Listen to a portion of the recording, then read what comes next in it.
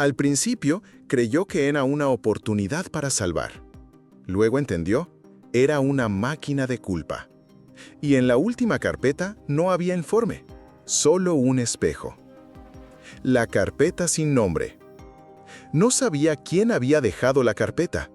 Un archivo de cartón marrón, sin marcas, estaba sobre su escritorio cuando regresó de una vigilancia sofocante e infructuosa. Un marido con el coche sospechosamente limpio y una conciencia igual de ligera. La oficina estaba cerrada, las cámaras apagadas, la ventana intacta. Pero la carpeta estaba allí, colocada justo en el centro, como si alguien la hubiera alineado con una regla. Dejó el café a medio beber, se quitó el abrigo del hombro y, de manera automática, enderezó el marco de fotos en el borde del escritorio. La fotografía bajo el vidrio se había desteñido con el tiempo. Una mujer con una sonrisa a medio contener y un niño de unos 5 años con el cabello alborotado y chocolate en la mejilla. Solía llevar esa foto en la billetera. Luego la sacó. La dejó aquí, como un recordatorio o un reproche. No lo salvó entonces, y desde entonces no creía en llegar tarde. La carpeta seguía allí. La abrió. Dentro, una fotografía. Una mujer de unos 30 años, cabello castaño, mirada ladeada. Un cheque por una suma considerable, sin cobrar. Una dirección. Y un informe, corto, mecanografiado, como sacado de una base policial, pero con un detalle extraño. La fecha del incidente era mañana. Pensó que era un error o una broma de mal gusto, pero todo coincidía. El nombre, real, la dirección, existente. Fue allí no solo por terquedad profesional, era otra cosa, algo parecido a una segunda oportunidad o una repetición. El apartamento estaba en el tercer piso, común. Un interfono barato, un felpudo áspero con un welcome descascarado. Tocó la puerta. Una vez, 2 veces. Al cabo de 1 minuto, se abrió. Allí estaba ella, la mujer de la foto, pero en movimiento, viva, real, y, a juzgar por su expresión, sorprendida. «¿Quién es usted?», preguntó ella. No supo qué decir. Mostró su identificación, se presentó como detective privado, dijo que recibió un dato sobre ella, sin saber por qué lo decía en voz alta. «Estoy bien», respondió ella, cautelosa, «se ha equivocado». Y cerró la puerta. Se fue, pero no durmió esa noche. Por la mañana abrió las noticias. Mujer muere electrocutada en su bañera. Cortocircuito. Releyó el informe de la carpeta. Ya estaba allí, con la hora exacta. No lo había notado. ¿Coincidencia? ¿Casualidad?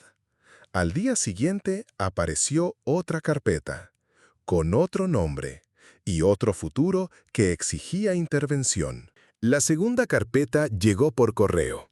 Sin sello, sin remitente. Simplemente estaba ahí por la mañana, sobre el felpudo, como un periódico local que nadie había pedido. Dentro, el mismo formato. Fotografía, informe breve, la fecha otra vez puesta para el día siguiente. Solo que esta vez no era una muerte, sino un robo.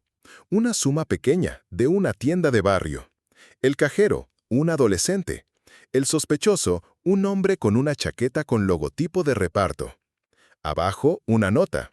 El crimen llevará a la detención del padre del niño, identificado por error como cómplice. Se quedó largo rato con la carpeta frente a él. El papel parecía atraerlo, cálido, como si ya hubiera pasado por manos humanas. La leyó una y otra vez, como si hubiera algo escondido entre las líneas, un segundo nivel que aún no alcanzaba a ver. Sabía que intervenir no era trabajo, era redención. Pero, ¿por qué? ¿Y quién había fijado el precio? Entonces, simplemente fue a la tienda, la del informe.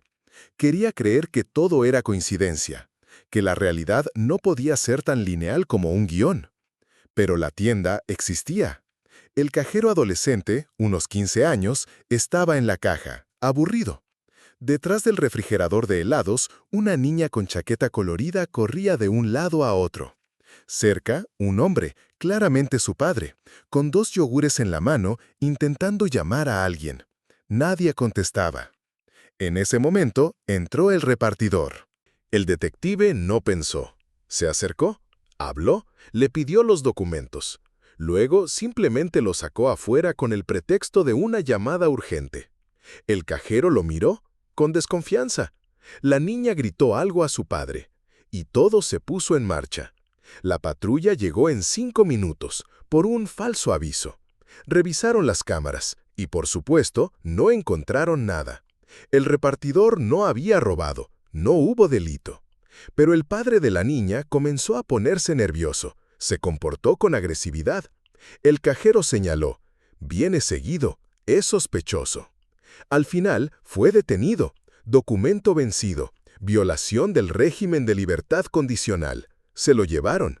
A la niña la entregaron a los servicios sociales. Él salió a la calle y no pudo obligarse a regresar. La carpeta que había tomado tan decidido esa mañana ahora le parecía una trampa, o un manual escrito al revés. A la mañana siguiente encontró una tercera carpeta en la puerta, y por primera vez dudó en abrirla.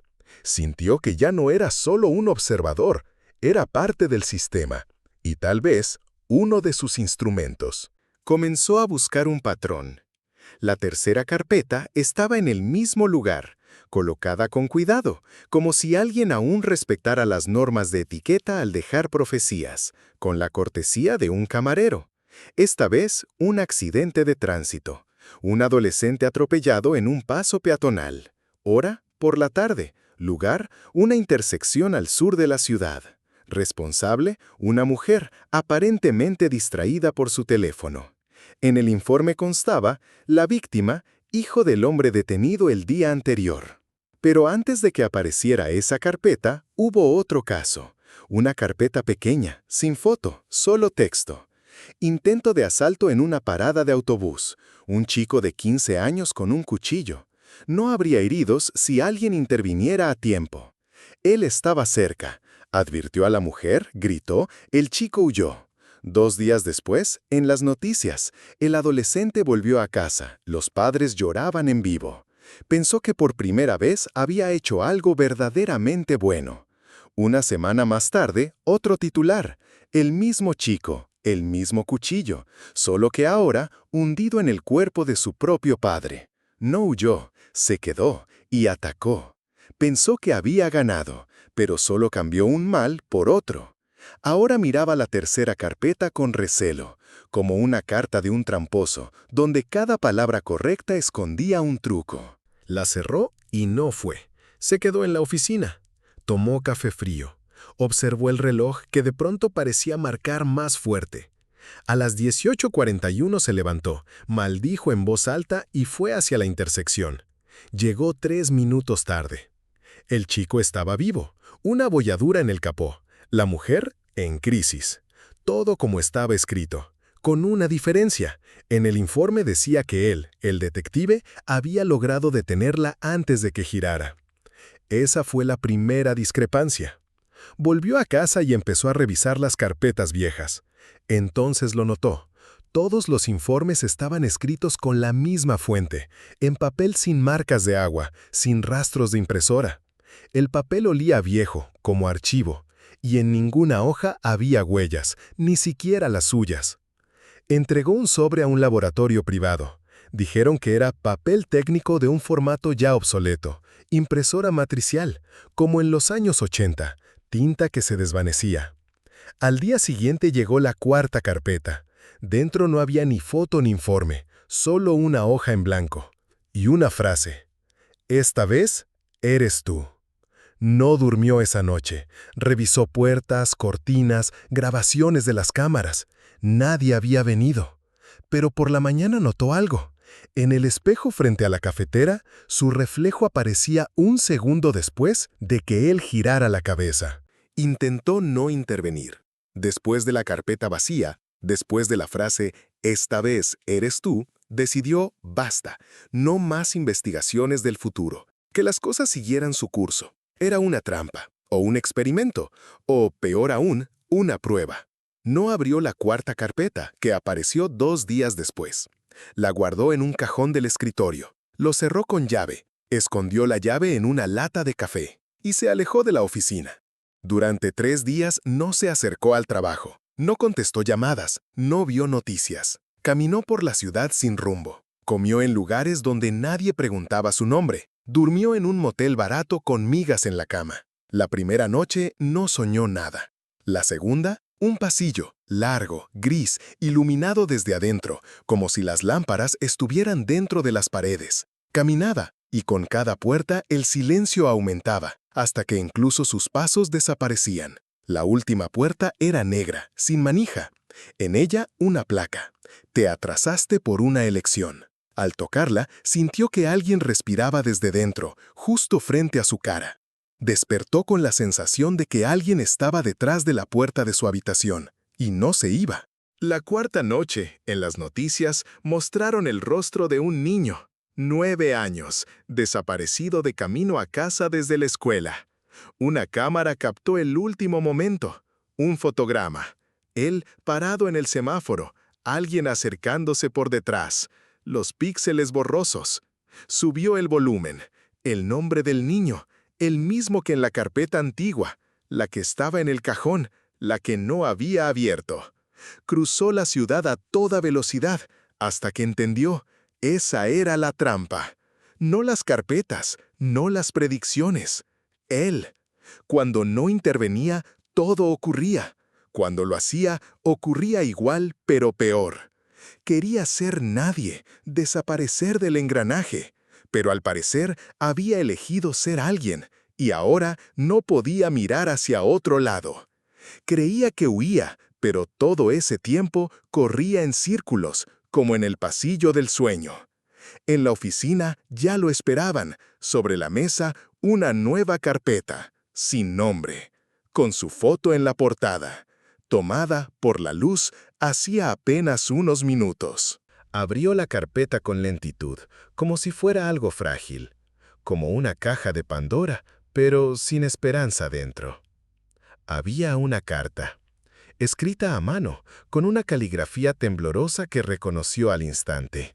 Clara, la mujer que una vez había amado, o había intentado amar, demasiado tarde, demasiado con cuidado. Luego la perdió, o la dejó ir, que al final era lo mismo. Bajo la carta, una foto. Ella y un niño de unos 5 años. Pie de foto. Parque Winter Lane, 1640. No llegues tarde. Fue, por supuesto que fue, porque, a pesar de todo, en el fondo aún creía que algo podía cambiarse, o al menos alguien podía estar allí si todo salía mal. El parque estaba vacío, gris.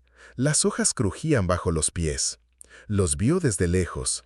Clara sostenía al niño de la mano, abrazando con el otro brazo una mochila. Miraba a su alrededor, como buscando, o esperando. Se acercó. La llamó por su nombre. Ella se sobresaltó. Lo miró y en su mirada no había sorpresa, solo cansancio, como si supiera que él vendría y supiera lo que pasaría después. «Aún guardas ese viejo marco», dijo en voz baja, «aunque ya se ha desteñido del todo». No respondió. «Sabías que él desaparecería», continuó, «y aún así viniste». «Vine para...» No terminó la frase, porque en ese momento el niño se soltó de su mano y corrió hacia el estanque, tras un globo, justo cuando, desde el otro extremo del sendero, se acercaba un ciclista. Llegó a tiempo. Agarró al niño del hombro, lo apartó del camino. Un minuto después, apareció una mujer con uniforme de servicios sociales, papeles, orden de custodia temporal. Alguien había denunciado que el niño estaba en peligro. Lo había cambiado todo, y lo había arruinado todo. Clara ya no lo miraba. No lloraba, solo dijo, «Tenías razón. A veces, para salvarlo todo, hay que no hacer nada». Y luego añadió, ya alejándose, «Dime solo una cosa. ¿Quién te manda esas carpetas?» Guardó silencio, porque por primera vez él mismo no lo sabía. Pensó que había venido a salvar, pero en realidad Había venido a pedir perdón, no por el destino, por sí mismo. Sabía que el final estaba cerca. La quinta carpeta yacía en el alféizar, como si no la hubieran dejado para él, sino para el sol. En el papel se marcaban líneas claras, como si el tiempo ya intentara borrarla. Dentro, lo habitual: informe, foto, nota. Solo que la foto era suya. Y la nota: fecha de muerte, hoy, lugar indeterminado. Observó su copia como si fuera otro. Rostro cansado, encorvado. En la esquina, un reloj: 18:12. Miró el suyo: 17:47. Salió de la oficina sin cerrar la puerta. Subió al coche y condujo sin rumbo, solo para no estar allí cuando llegara el momento. Pero no importaba hacia dónde girara. Las calles se reconfiguraban en rutas conocidas. Los semáforos se ponían en verde justo a tiempo. La radio tocaba solo una canción, la que escuchaba el día que dejó la policía. Se detuvo frente a un viejo edificio que solía ser una biblioteca. Ahora vacío, con ventanas rotas y letreros pintados. No sabía por qué había ido allí, pero dentro hacía fresco. Olía a papel y a moho. En la sala del fondo, una mesa. Sobre ella, otra carpeta. Estaba vacía, sin páginas, solo un sobre plástico transparente. Y dentro, un espejito. Lo tomó entre las manos. Pequeño, redondo, opaco. Y entonces lo notó. Estaba colocado exactamente en el mismo lugar donde una vez había dejado la primera carpeta, en el centro limpio de la mesa, como si alguien le diera la oportunidad de volver al comienzo. Se miró en el reflejo. Iba con retraso de una fracción de segundo, y luego dejó de imitarlo. Movió la mano. El reflejo se quedó quieto. Habló. El reflejo no respondió. Y entonces sonrió lentamente. Cerró la carpeta. Volvió a la oficina. Se sentó en su escritorio. Colocó el espejo frente a él. En la parte posterior estaba grabado: acepta o conviértete en quien las entrega. Miró la inscripción durante largo rato. Luego giró el espejo, como si quisiera ocultarlo de la luz. Comprendió. Hay elecciones que no pueden ganarse, solo aceptarse. Cerró los ojos, y al abrirlos, el reloj marchaba en sentido inverso. Nunca volvió a abrir una carpeta. No porque dejaran de aparecer, seguían llegando. Por la mañana en el alféizar, por la noche bajo la puerta, a veces directamente sobre la mesa del café donde tomaba su café negro sin azúcar. Pero ahora solo asentía, como a un viejo conocido, y seguía caminando. Ya no intervenía. Alguien desaparecía, alguien regresaba. La gente seguía cruzando calles, perdiendo llaves, olvidando apagar la tetera. Y eso era suficiente. A veces reconocía rostros, identificaba a quienes no había salvado, o a quienes había salvado demasiado tarde, en paradas de autobús, en pasillos de hospitales, en reflejos de escaparates. No sabía qué había sido de ellos, y ellos tampoco, porque ahora todo sucedía sin él. Una mañana nublada se le acercó un niño, desconocido, al menos a primera vista, pero algo en su rostro le recordaba algo, o a alguien. «Aquella vez no viniste», dijo el niño, sin reproche. Él asintió. El niño sacó una llave del bolsillo, vieja, con la cabeza desgastada. «Ya no la necesito», dijo, y la dejó sobre el borde de la mesa. Luego simplemente se fue. Él tomó la llave, la giró en la mano, reconoció un rasguño en el lateral, como el que había en la carpeta antigua. Y comprendió. La puerta a la que llevaba años acercándose había estado abierta todo ese tiempo. Por la tarde entró un hombre con gabardina. Dejó una taza de café. Miró alrededor. «Pensé que te habías ido». «Me quedé», respondió. «Solo aprendí a esperar». Se sentaron en silencio. Y entonces el reloj viejo en la pared, casi roto, emitió un sonido suave. No un tic, sino como si algo dentro, Hubiera suspirado, y el tiempo siguió. Ni hacia atrás, ni hacia adelante. Simplemente siguió.